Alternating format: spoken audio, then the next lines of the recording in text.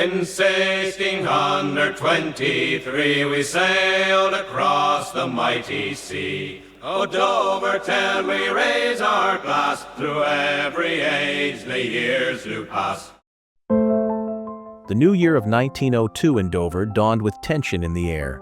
The weavers at the Cocheco Mills had gone on strike days before, frustrated by poor working conditions, low pay, and limited opportunities.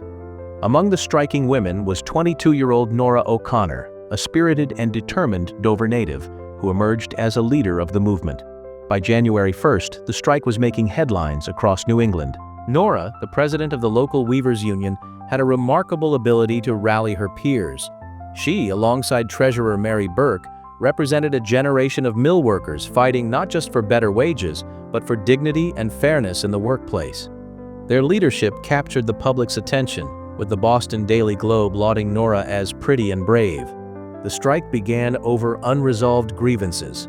Workers had long endured grueling hours, hazardous conditions, and wages that barely covered their living expenses.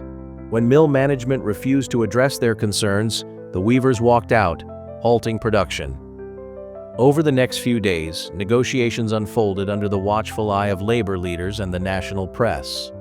The strike was resolved by January 3rd, with workers agreeing to return to their looms. While details of the settlement weren't disclosed, it marked another milestone in labor relations in Dover. This was not the first time Dover's mills had witnessed such defiance. Nearly 75 years earlier, in 1828, the mill girls of Cocheco staged the first all-female strike in the United States. Frustrated by wage cuts, harsh rules, and unsafe working conditions, over 400 women walked out of the mills demanding respect and fair treatment. Though the 1828 strike ended in disappointment, with most women returning to work under reduced wages, it ignited a legacy of resistance that resonated through generations of workers. Nora's leadership in 1902 was part of this long tradition. Born on November 23, 1879, she grew up in Dover, deeply connected to its industrial heart. Her activism during the strike earned her widespread admiration.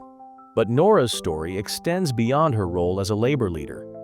In 1906, she married Francis Dondero, a local plumber, and embraced a new chapter in her life. Tragically, Nora's life was cut short.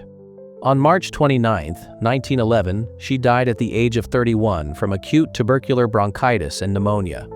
Her death was a profound loss for the community she had served so passionately. Nora was laid to rest in what is now called Old St. Mary Cemetery, leaving behind a legacy of courage and advocacy that continues to inspire. Dover's history with labor strikes is a testament to the strength and resolve of its workers, particularly its women. As we reflect on Nora O'Connor's contributions, we honor her as a leader of her time and as a symbol of the enduring fight for justice and equity in the workplace.